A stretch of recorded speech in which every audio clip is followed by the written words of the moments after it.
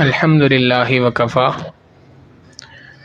وسلام علی عبادہ الذین اصطفیٰ اما بعد فاعوذ باللہ من الشیطان الرجیم بسم اللہ الرحمن الرحیم ان ھذا القرآن یہدی للتی ہی اقوم سبحان ربک رب العزۃ عما یصفون وسلام علی المرسلین والحمد للہ رب العالمین اللہم صلی علی سیدنا محمد وعلی آل سیدنا محمد مبارک وسلم اللہم صلی علی سیدنا محمد وعلی آل سیدنا محمد مبارک وسلم اللہم صلی علی سیدنا محمد وعلی آل سیدنا محمد مبارک وسلم۔ اللہ رب العزت نے انسان کے لیے جو دین اسلام کو چنا ہے، اس دین اسلام کو دین فطرت بنایا ہے۔ انسان کی فطرت کے مطابق یہ دین ہے۔ اس دین کا کوئی بھی حکم انسان کی فطرت کے خلاف نہیں ہے، انسان کی فطرت سلیمہ کے مطابق ہی دین کے احکامات ہیں۔ چنانچہ قرآن کریم میں اللہ تعالیٰ فرماتے ہیں فطرت اللہ التی فطر الناس علیہا، اللہ نے اس دین اسلام کو اسی فطرت پہ رکھا ہے جس فطرت پر اللہ نے انسان کو پیدا فرمایا ہے۔ سلیم الفطرت انسان ہوگا تو وہ اس دین کے ہر حکم سے خود بخود محبت کرے گا، اور جن چیزوں سے شریعت نے منع کیا ان تمام چیزوں سے فطرتی طور پہ اس کو گھن آئے گی، فطرتی طور پہ اس کا جی اس کو پسند نہیں کرے گا۔ تو اللہ تعالیٰ نے اس دین کو دین فطرت بنایا ہے، اور بدلتے وقت کی ضروریات اور تقاضوں کو پورا کرنے کی صلاحیت اس دین کے اندر رکھی ہے۔ یہی وجہ ہے کہ قرآن کریم میں ارشاد فرمایا الیوم اکملت لکم دینکم، اللہ نے تمہارے لیے تمہارے دین کو مکمل کر دیا۔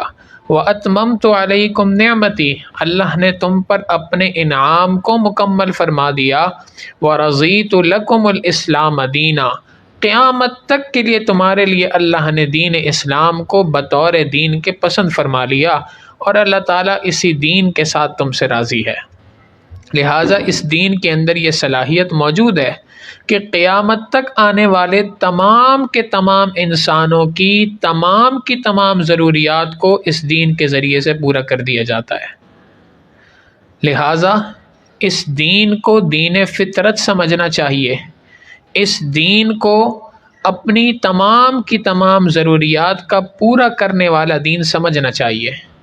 یہ نہیں ہو سکتا کہ ہم دنیا میں کوئی بھی حکم دیکھیں، کوئی بھی کام کرنے لگیں اور ہم یہ سوچیں کہ اس کے متعلق اسلام کا کیا حکم ہے، اور اسلام ہمیں اس کے متعلق رہنمائی نہ کرتا ہو، بلکہ دین اسلام تو زندگی گزارنے کے ایک طریقے اور سلیقے کو بتلانے والا دین ہے۔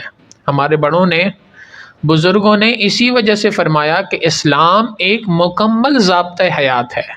مکمل ضابطۂ حیات سے مراد کہ جس کے اندر ابتدا سے، پیدائش سے لے کر موت تک انسان کے اوپر جو احکامات لاگو ہوں گے وہ سارے کے سارے احکامات اس دین کے اندر موجود ہیں، اور اس دین نے وہ تمام کی تمام چیزیں سکھلائی ہیں۔ حتیٰ کہ انسان اگر قضائے حاجت کے لیے جاتا ہے تو قضائے حاجت کے لیے جانا کیسے ہے اور بیٹھنا کیسے ہے یہ بھی دین اسلام نے سکھلا دیا۔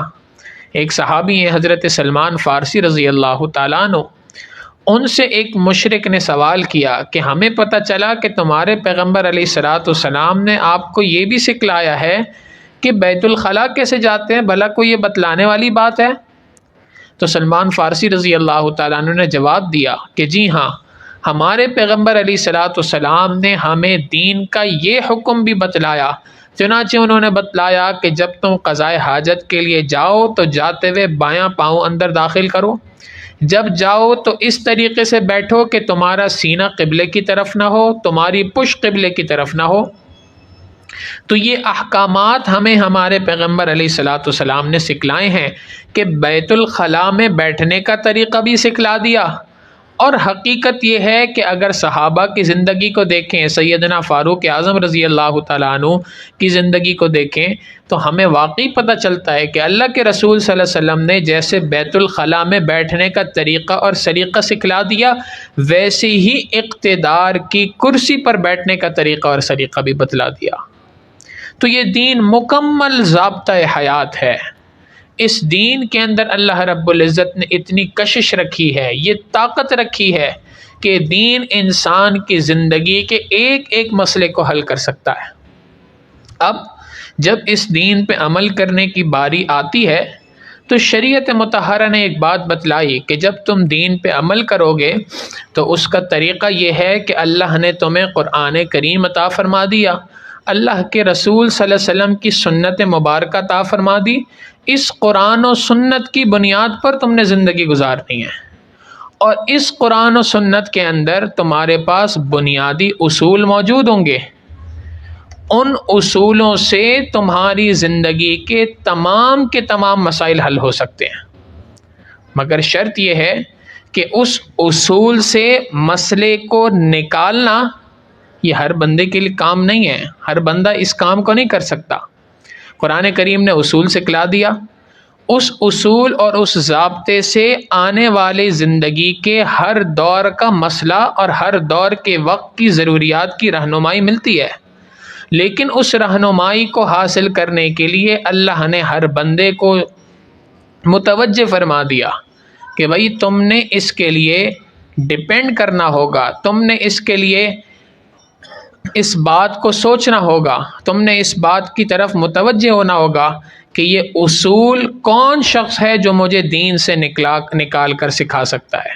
چنانچہ اللہ نے اس کے لیے علماء دین کو پیدا فرمایا، اور امت کے علماء کا کام ہے کہ وہ قرآن و سنت سے مسائل کو نکالیں گے اور قرآن و سنت سے ان مسائل کو نکال کر امت کے سامنے پیش کریں گے۔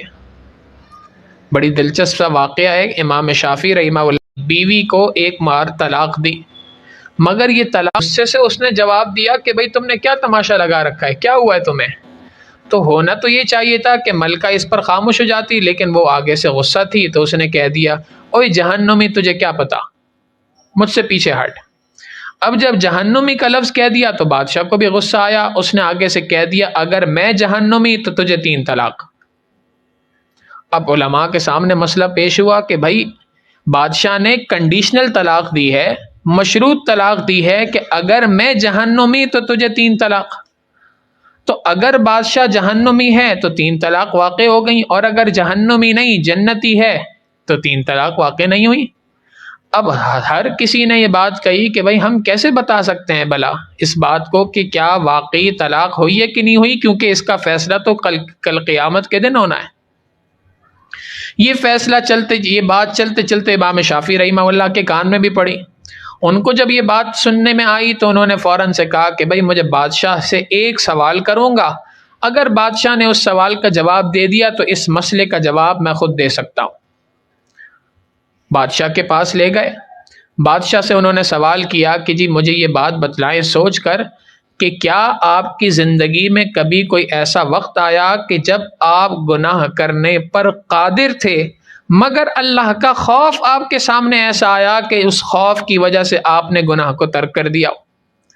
بادشاہ نے کافی دیر سوچا اور سوچ کے کہا کہ ہاں ایک مرتبہ ایسا ہوا تھا۔ کیا واقعہ پیش آیا؟ اس نے کہا کہ جی واقعہ یہ پیش آیا کہ میں اپنے کمرے میں اپنے بیڈ روم میں جب پہنچا تو وہاں میں نے دیکھا کہ ایک کام کرنے والی جو عورت ہے وہ وہاں پر اندر کمرے میں موجود ہے، اور بس شیطان مجھ پہ سوار ہوا، میں نے کمرے میں کنڈی لگا دی۔ جب میں نے کمرے پر کنڈی لگائی تو وہ آگے سے مجھے دیکھ کر کہنے لگی یا ملک اتق اللہ، اے بادشاہ اللہ سے ڈرو۔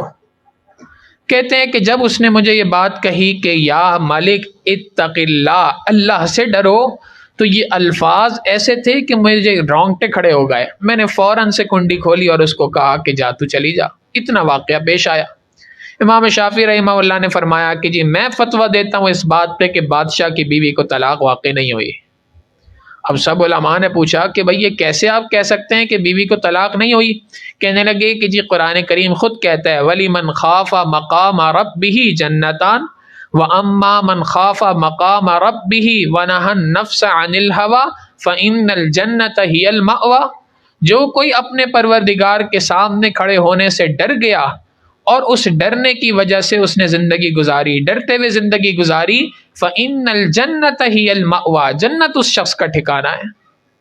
تو اس بادشاہ کے جنتی ہونے کی دلیل قرآن کریم کے اندر موجود ہے، لہٰذا میں اس بات کا فتویٰ دیتا ہوں۔ تو اب قرآن کریم میں مسئلہ موجود ہے، اس مسئلے کو نکال کر امت کے موجودہ مسئلے کو حل کرنا یہ علماء کی ذمہ داری ہے، علماء کا کام ہے۔ اللہ رب العزت ان کو اس کام کے لیے منتخب فرماتے ہیں۔ امتی کا کام یہ ہے کہ وہ علماء سے پوچھے، قرآن کریم سمجھاتا ہے یہ بات دی، فَاسْأَلُوا أَهْلَ الذِّكْرِ إِن كُنتُمْ لَا تَعْلَمُونَ، اگر تم کسی مسئلے کو نہیں جانتے تو اس مسئلے کے بارے میں علماء سے پوچھو۔ اور اللہ کے محبوب صلی اللہ علیہ وسلم نے اس کی اتنی فضیلت سنائی کہ یہ بات فرمائی کہ جب کوئی شخص کسی اہل علم سے، کسی شخص سے کوئی مسئلہ پوچھتا ہے، کوئی علم کا سوال کرتا ہے، تو یہ علم کا سوال کرنا اللہ کو اتنا پسند ہے کہ حدیث مبارکہ میں آتا ہے اللہ رب العزت اس مفتی صاحب سے، مولانا صاحب سے سوال کرنے والے کے سوال کرنے پر 4 قسم کے افراد کی مغفرت فرما دیتے ہیں۔ سائل کی، سوال کرنے والے کی مغفرت ہو جاتی ہے، جس سے سوال کیا جا رہا ہے ان عالم کی مغفرت ہو جاتی ہے، اور تیسری بات فرما دی کہ اس مجلس میں جو دیگر افراد موجود ہیں اللہ ان تمام افراد کی مغفرت فرما دیتے ہیں، اور چوتھی بات فرمائی کہ ان افراد کے وہاں پر مل بیٹھنے کے پیچھے جو لوگ سبب بنے ہیں، اگرچہ وہاں موجود نہیں ہیں، اپنے گھروں کے اندر ہیں، لیکن وہ چونکہ سبب بنے تو ان کے سبب بننے کی وجہ سے اللہ ان افراد کی بھی مغفرت کے فیصلے فرما دیتے ہیں۔ ایک بندے نے سوال پوچھا کوئی مسئلہ، اس مسئلے کے پوچھنے پر اللہ کی جانب سے 4 مختلف قسم کے افراد کی مغفرت کا فیصلہ ہے۔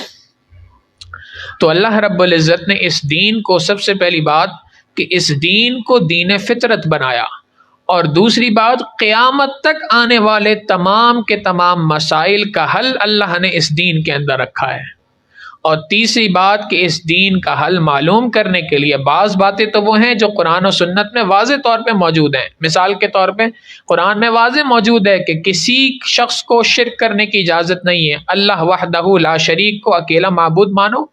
اب اس میں کسی عالم سے پوچھنے کی ضرورت نہیں ہے، واضح مسئلہ قرآن کریم میں موجود ہے، لیکن وہ مسائل جو قرآن و سنت کے اندر واضح طور پہ موجود نہیں ہیں، اس کے اصول موجود ہیں، ان اصولوں سے مسائل کو نکالنا ہے، اس کے لیے علماء کی ضرورت ہے، ان سے پوچھا جائے گا اور ان سے پوچھ کر اس مسئلے کو حل کیا جائے گا۔ آج ہمارا معاملہ یہ ہوتا ہے کہ ہم بعض معاملات کے اندر یہ کوشش کرتے ہیں، اور کئی لوگ سوال کرتے ہیں جی کسی عالم سے پوچھنے کی کیا ضرورت ہے، قرآن کریم تو بڑا آسان ہے، وَلَقَدْ يَسَّرْنَا الْقُرْآنَ، اللہ نے قرآن کو بڑا آسان بنایا ہے، قرآن خود کہتا ہے، لہٰذا کسی عالم سے، کسی مولوی صاحب سے پوچھنے کی کیا ضرورت ہے، خود مسئلے کو معلوم کر لو، خود دیکھ لو قرآن کریم کے اندر کیا مسئلہ بتائے، خود حدیث مبارکہ ڈھونڈ لو، پتہ چل جائے گا مسئلہ۔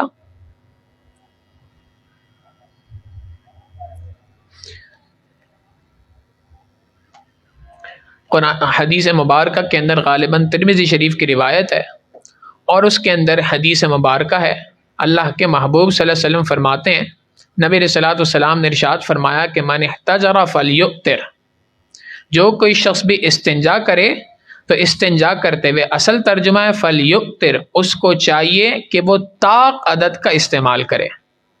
اب یہ تو ایتار کا لفظ ہے، یہ طاق عدد کے لیے بھی استعمال ہوتا ہے، یہی ایتار کا لفظ وطر کے لیے کی نماز کے لیے بھی استعمال ہوتا ہے، وطر کو بھی یؤتر کہا جاتا ہے، کسی کو کہنا وطر پڑھ لو تو یہی لفظ ہے یؤتر، وطر پڑھو، اور اگر کسی کو کہنا ہو طاقت استعمال کرو اس کے لیے بھی یہی بات ہے۔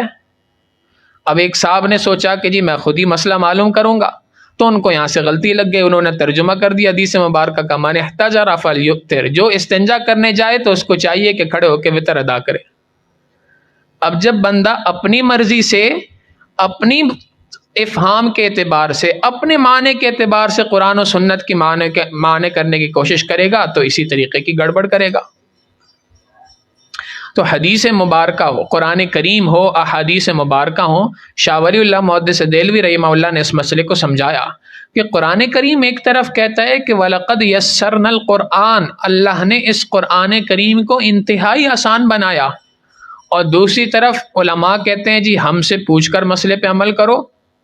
تو اگر قرآن اتنا آسان ہے تو کسی عالم سے پوچھنے کی کیا ضرورت ہے؟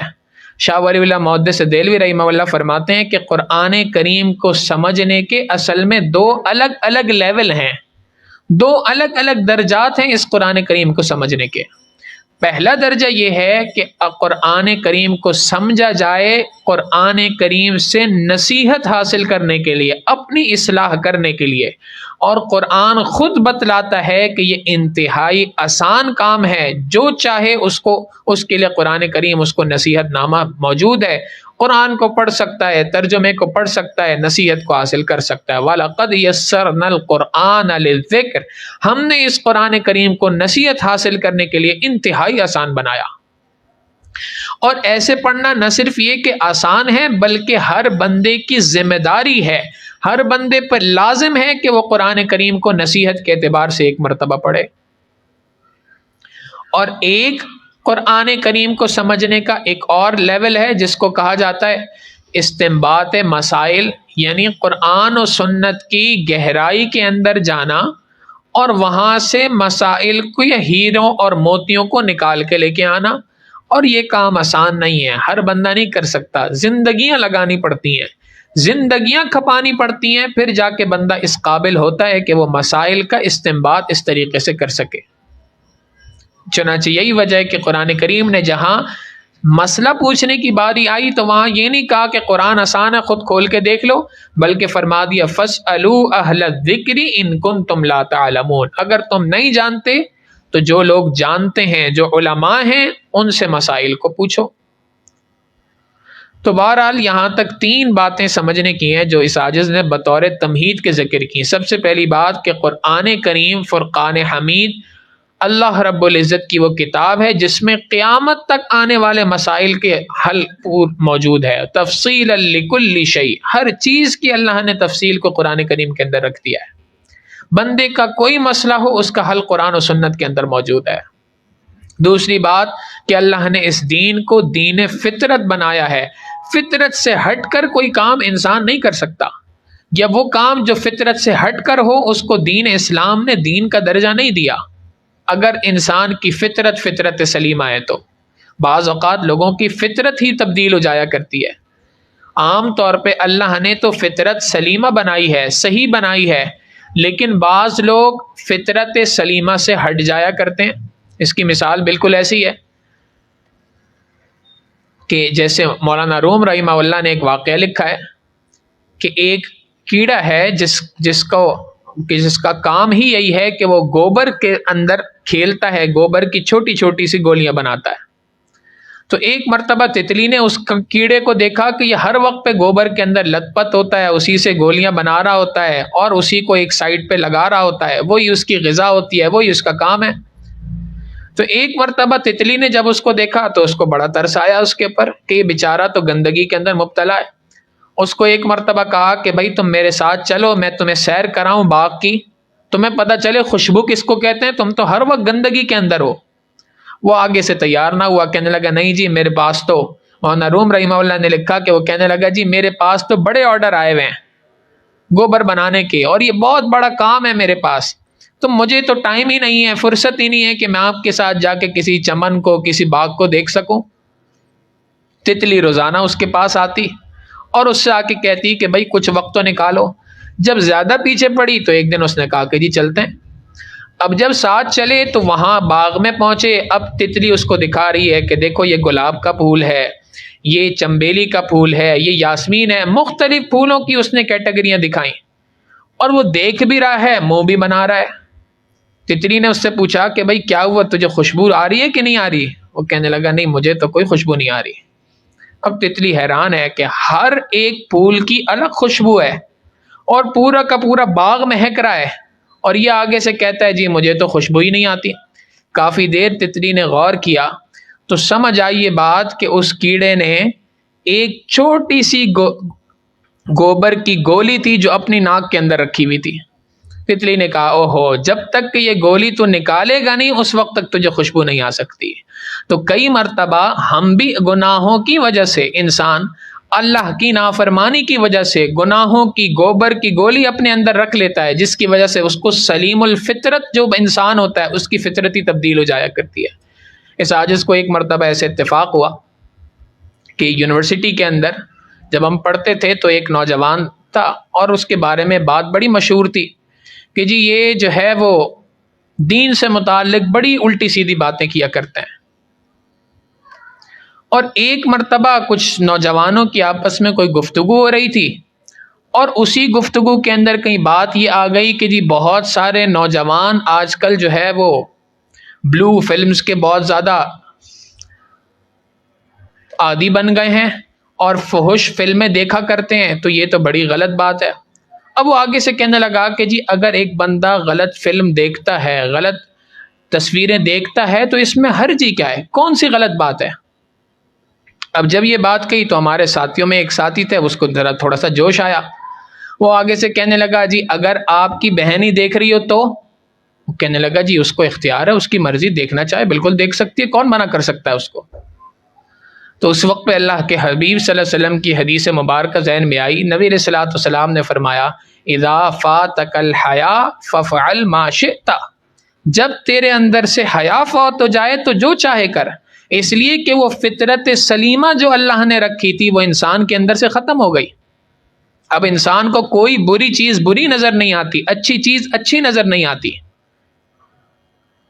تو بہنی بات ایسی ہے، تو جو شخص فطرت سلیمہ پر ہوگا اس کو یہ دین اسلام ہمیشہ ایک خوبصورت دین نظر آئے گا۔ اس دین کا ہر حکم اس کو نظر آئے گا کہ میرے فائدے کے لیے ہے۔ دین نے کسی بھی بات کا حکم دیا ہے، اس میں میرا فائدہ، دین نے کسی کام سے روکا ہے تو اس کام کے روکنے میں میرا فائدہ ہے۔ اور یہ فطرت سلیمہ انسان کی پیدا ہوتی ہے قرآن کریم کے ساتھ اپنا تعلق قائم کرنے سے۔ ہمارے شاہ ولی اللہ محدث دہلوی رحمہ اللہ نے یہ بات لکھی ہے کہ فطرت سلیمہ انسان کے اندر جو پیدا ہوتی ہے اس کے لیے سب سے پہلا کام یا سب سے پہلی چیز یہ ہے کہ انسان قرآن کریم سے اپنا تعلق جوڑے، قرآن کریم کو اپنا زندگی کا محور بنا لے۔ آج ہمارا معاملہ یہ ہے کہ ہم نے قرآن کریم کو پس پش ڈال دیا، اس قرآن کریم کے ساتھ ہمارا کوئی تعلق نہیں، دنیا کی ہر چیز کے ساتھ ہمارا تعلق ہے۔ پچھلے دنوں واٹس ایپ پہ کوئی پوسٹ کسی نے شیئر کی تھی اور اس میں بات تھی کہ جی ہر بندہ ذرا اپنی ایویلیویشن کرے، اپنا محاسبہ کرے، اپنا آڈٹ کرے ذرا کہ جی آج کے دن آپ نے کتنی دیر واٹس ایپ یوز کیا، آج کے دن کتنی دیر آپ نے فیس بک یوز کیا، آج کے دن کتنی دیر آپ نے انسٹاگرام یوز کیا، آج کے دن کتنی دیر کے لیے آپ نے ٹویٹر یوز کیا، آج کے دن کتنی دیر کے لیے آپ نے تھریڈ یوز کیا، آج کے دن کتنی دیر کے لیے آپ نے مختلف سوشل میڈیا کے پلیٹ فارمز کو یوز کیا، اور اپنا ہی محاسبہ کیجئے کہ آج کے دن آپ نے کتنی دیر کے لیے اللہ کے قرآن کو کھولا۔ تو حقیقت تو یہ ہے کہ جتنی اہمیت ہم نے سوشل میڈیا کے ان پلیٹ فارمز کو دی ہے اتنی اہمیت ہم نے اللہ کے کلام کو نہیں دی۔ سوتے سے پہلے سب سے آخری چیز جس کو ہم دیکھ کر سوتے ہیں وہ ہمارا موبائل فون ہے، وہ یہی سوشل میڈیا کے پلیٹ فارمز ہیں، اور اٹھتے کے ساتھ ہی سب سے پہلے جس پر ہماری نظر پڑتی ہے وہ یہی پلیٹ فارمز ہیں، وہ یہی موبائل فون ہے۔ اور اللہ کے کلام کے لیے ہمارے پاس نہ سونے سے پہلے وقت نہ اٹھنے کے بعد وقت ہے۔ تو قرآن کریم سے جب ہم دور ہو جاتے ہیں تو اس قرآن سے دور ہونے کا ایک وبال تو یہ پڑتا ہے کہ انسان فطرت سلیمہ سے محروم ہو جایا کرتا ہے۔ جب فطرت سلیمہ سے محروم ہو جاتا ہے اب اس کے بعد اس کو اچھائی اچھائی نہیں لگتی اور برائی برائی نہیں لگتی۔ پھر وہ ہر چیز کے اندر سوال کرتا ہے جی اسلام نے یہ پابندی کیوں لگائی ہے، اسلام نے اس چیز کو ایسا کیوں کہا ہے۔ یہ کیوں کا سوال اس وقت پہ آتا ہے جب بندے کی فطرت سلیمہ سے کسی اور طرف تبدیل ہو جایا کرتی ہے، اور جس کی فطرت سلیمہ ہوا کرتی ہے اس کا معاملہ یہ پیش آتا ہے کہ اس کے جو شریعت کی جو باتیں ہیں، جو مزاج شریعت ہے وہ انسان کا اپنا مزاج بن جایا کرتا ہے۔ اس کو ہر چیز اپنا مزاج لگ رہی ہوتی ہے کہ ہاں واقعی یہ قرآن نے کریم نے یا شریعت نے جو حکم دیا یہ میرے مزاج کے مطابق ہے۔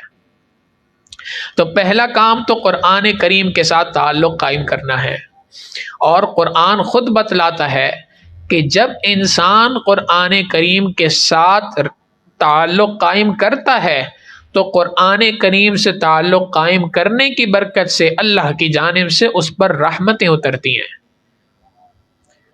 8ویں پارے کے اندر اللہ رب العزت یہ بات بتلاتے ہیں کہ موسیٰ علیہ الصلاۃ والسلام کا ذکر فرمایا، وَهَذَا كِتَابٌ أَنزَلْنَاهُ مُبَارَكٌ ثُمَّ آتَيْنَا الْكِتَابَ تَمَامًا عَلَى الَّذِي أَحْسَنَ وَتَفْصِيلًا لِكُلِّ شَيْءٍ ثُمَّ آتَيْنَا مُوسَى الْكِتَابَ تَمَامًا عَلَى الَّذِي أَحْسَنَ وَتَفْصِيلًا لِكُلِّ شَيْءٍ۔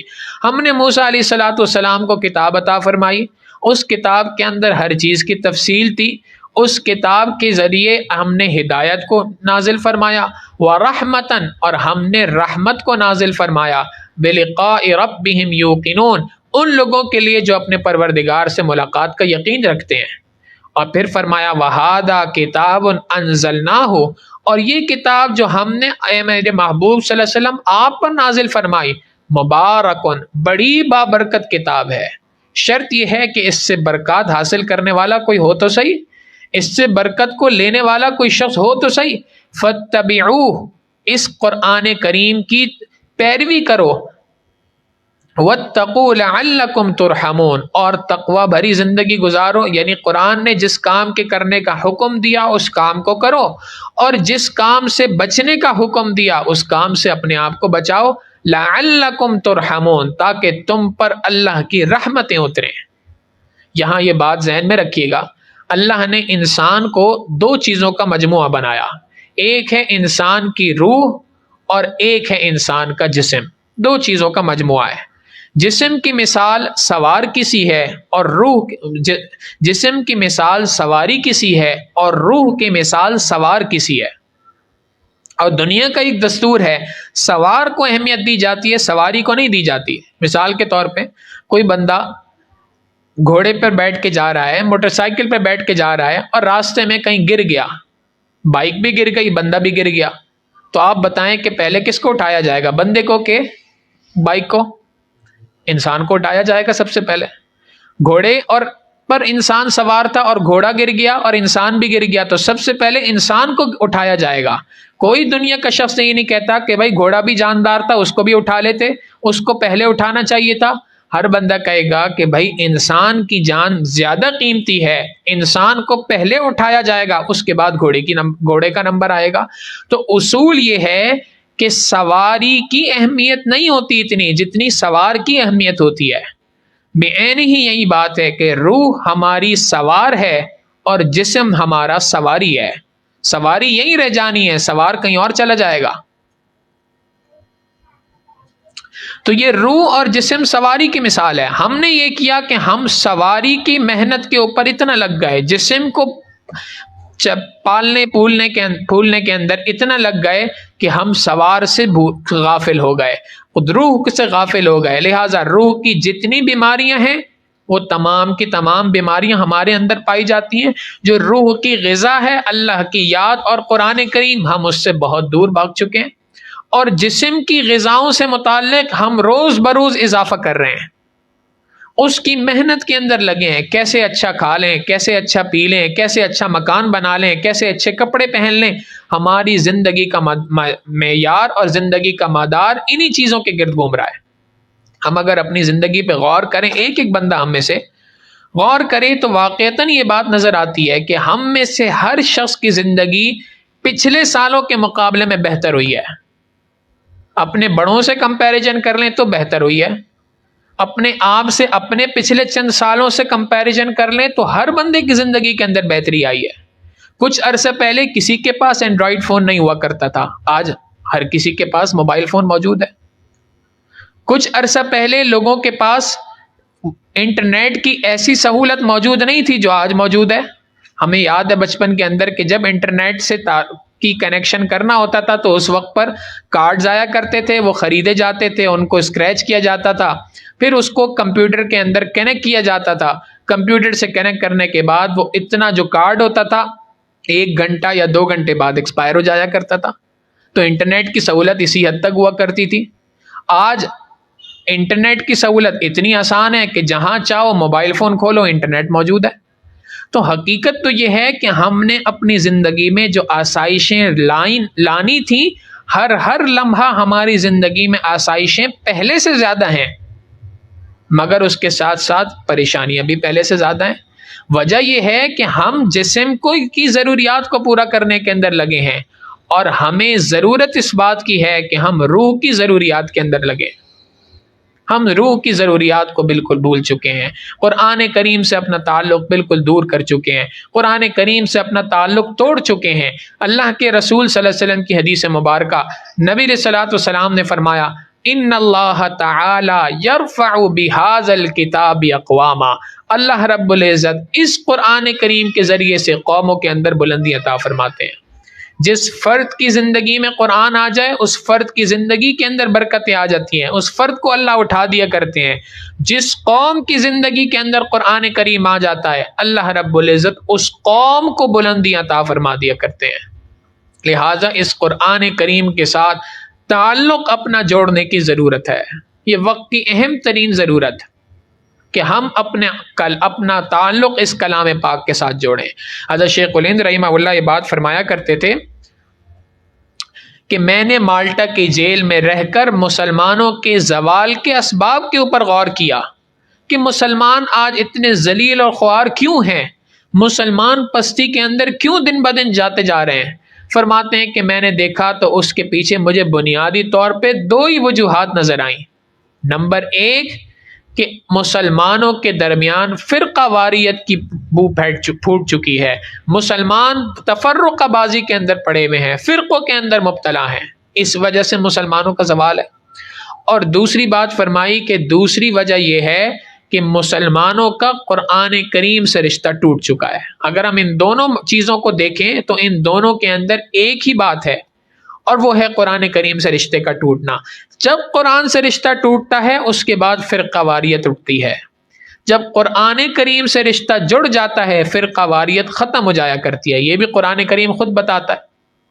اللہ رب العزت قرآن کریم میں فرماتے ہیں وَاعْتَصِمُوا بِحَبْلِ اللَّهِ جَمِيعًا وَلَا تَفَرَّقُوا، اللہ کی رسی کو، اس قرآن کو، اللہ کے رسول صلی اللہ علیہ وسلم کی سنتوں کو مضبوطی کے ساتھ تھام لو، وَلَا تَفَرَّقُوا، اور فرقوں کے اندر نہ پڑ جاؤ، فرقوں کے اندر، ٹکڑوں کے اندر نہ پڑ جاؤ. مفسرین نے لکھا کہ ان دونوں چیزوں کے درمیان کنیکشن یہ ہے کہ جب انسان اللہ کی رسی کو یعنی قرآن کریم کو مضبوطی سے تھام لیتا ہے فرقہ واریت جڑ سے کٹ جایا کرتی ہے، اور اگر انسان قرآن کریم سے ہی اپنا تعلق توڑ دیتا ہے تو فرقہ واریت وہاں پر جنم لینا شروع ہو جاتی ہے. تو آج ہماری پستی کا اور ذلت کے پیچھے بنیادی وجہ یہی ہے کہ ہم نے اپنا رشتہ اس کلام پاک سے توڑ لیا ہے. وہ معزز تھے زمانے میں مسلمان ہو کر، تم خوار ہوئے تارک قرآن ہو کر. اللہ کے محبوب صلی اللہ علیہ وسلم کے صحابہ کو اللہ نے عزت عطا فرمائی اس قرآن کریم کی برکت سے. اللہ نے ان کو عزت عطا فرمائی اس قرآن کریم کی برکت سے. اللہ نے ان کو مال و دولت عطا فرمایا اس قرآن کریم کی برکت سے. اللہ نے ان کو اقتدار عطا فرمایا اس قرآن کریم کی برکت سے. اللہ نے ان کو امن عطا فرمایا اس قرآن کریم کی برکت سے.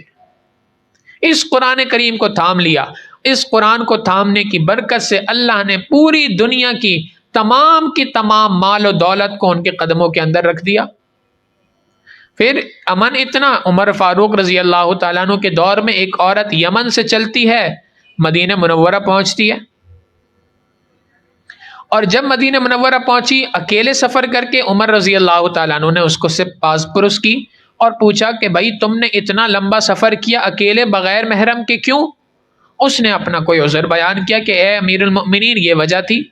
امیر المؤمنین نے سوال کیا اچھا بتاؤ تم رات کا یہ سفر کر کے یہاں پہنچی ہو تو جو راستے میں افراد تھے ان کے بارے میں تمہاری کیا رائے ہے؟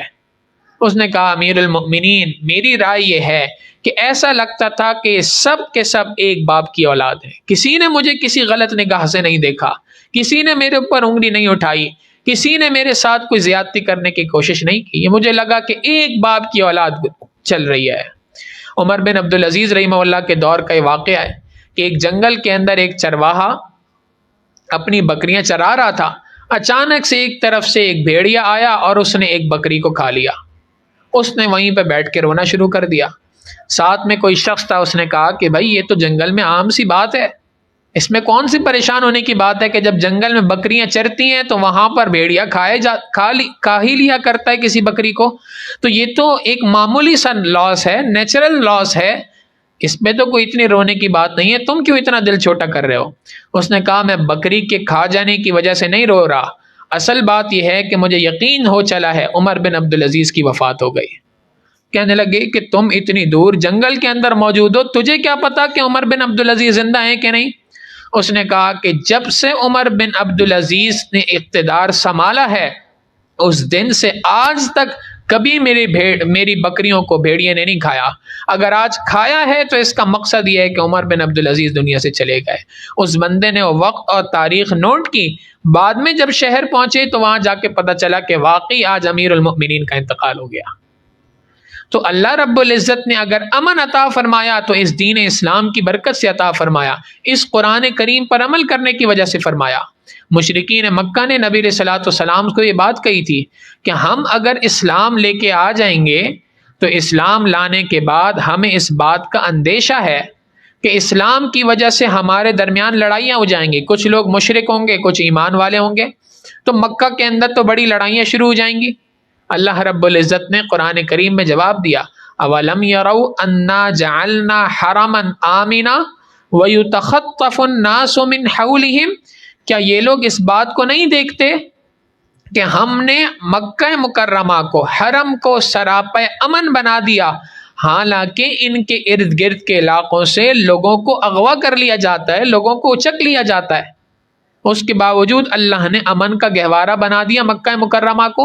مراد یہ ہے، حضرت اقدس ثانوی رحمہ اللہ فرماتے ہیں کہ اس آیت میں اشارہ ہے کہ اگر تم اسلام کو نافذ کر لو گے تو جس علاقے میں نافذ کرو گے اللہ اس علاقے میں حرم کی طرح کا امن عطا فرما دیں گے۔ قرآن کریم سے رشتہ جوڑنے کی برکت سے اللہ نے عزتیں بھی عطا فرمانی ہے، مال و دولت بھی عطا فرمانا ہے، اللہ نے امن بھی عطا فرمانا ہے۔ اس دنیا کے اندر ہمارے تمام مسائل کا حل قرآن کریم سے رشتہ جوڑنے کے اندر ہے، اور آخرت کے مسائل کا حل بھی اس قرآن کریم سے رشتہ جوڑنے میں ہے۔ اللہ رب العزت سے دعا ہے کہ پروردگار عالم ہمیں صحیح معنوں کے اندر قرآن کریم سے رشتہ جوڑنے کی توفیق عطا فرمائے۔ وآخر دعوانا ان الحمد للہ رب العالمین۔ مراقبہ کر لیجیے، پھر دعا کرتے ہیں۔ آنکھوں کو بند کر لیں، سر کو جھکا لیں، دنیا اور جو کچھ دنیا میں ہے اس سے ہٹ کٹ کے اللہ رب العزت کی یاد میں ڈوب جائیں۔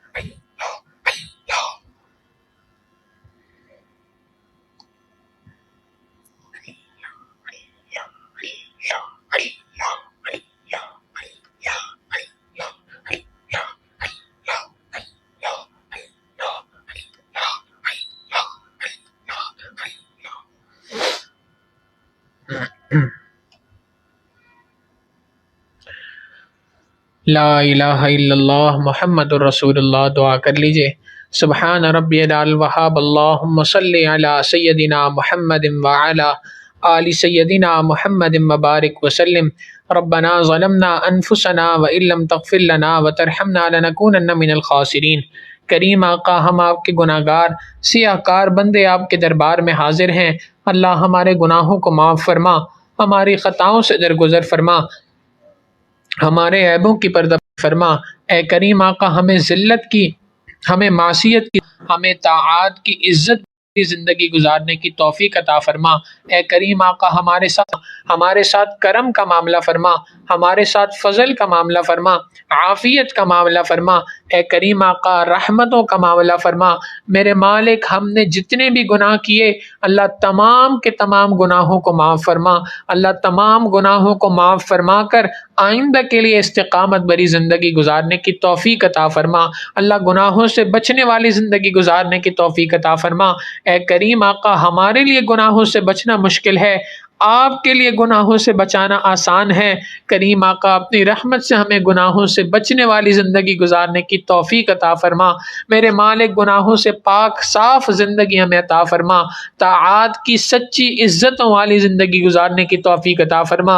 اے کریم آقا، ہم بحیثیت قوم کے اے اللہ بہت زیادہ پستی کے اندر مبتلا ہیں، ذلت کا شکار ہیں، پریشانیوں کا شکار ہیں، غموں کا شکار ہیں۔ اے اللہ، اپنی رحمت سے ہمارے غموں کو دور فرما دیجئے، ہماری پریشانیوں کو دور فرما دیجئے، ہماری ذلت کو عزت میں تبدیل فرما دیجئے۔ اے کریم آقا، اس ملک پر اپنی رحمت فرما دیجئے۔ اللہ، اس ملک کو سے بد امنی کا خاتمہ فرما دیجئے، مہنگائی کا خاتمہ فرما دیجئے، بے روزگاری کا خاتمہ فرما دیجئے۔ اے اللہ، اس ملک سے کرپشن کا خاتمہ فرما دیجئے۔ اے کریم آقا، اس ملک سے بد امنی کا خاتمہ فرما دیجئے۔ اے اللہ، اپنی رحمت سے ہمیں نیک، عادل، سچے حکمران عطا فرما دیجئے۔ اے اللہ، اپنی رحمت سے جو لوگ بھی اس ملک کے اندر بے روزگار ہیں، اللہ انہیں حلال طیب روزگار عطا فرما دیجئے۔ جو برسر روزگار ہیں، اللہ ان کے رزق میں خوب ترقی اور برکت عطا فرما دیجئے۔ اے کریم آقا، جو قرضوں کی وجہ سے پریشان ہیں، ان کی پریشانیوں کو دور فرما دیجئے۔ جو مرضوں کی وجہ سے پریشان ہیں، مختلف قسم کے امراض میں مبتلا ہیں، اللہ ان تمام لوگوں کو تمام کے تمام امراض سے شفائے کلی نصیب فرما دیجئے۔ اے اللہ، جو اپنے اعمال کی وجہ سے پریشان ہیں، اللہ ان کی پریشانیوں کو بھی دور فرما دیجئے۔ اللہ، اس سے بڑھ کر کوئی پریشانی نہیں۔ سمیع العلیم وتب علینا انک انت التواب اللہ تعالی علی حبیبہ سیدنا محمد وآلہ واصحابہ اجمعین برحمتک یا ارحم الراحمین۔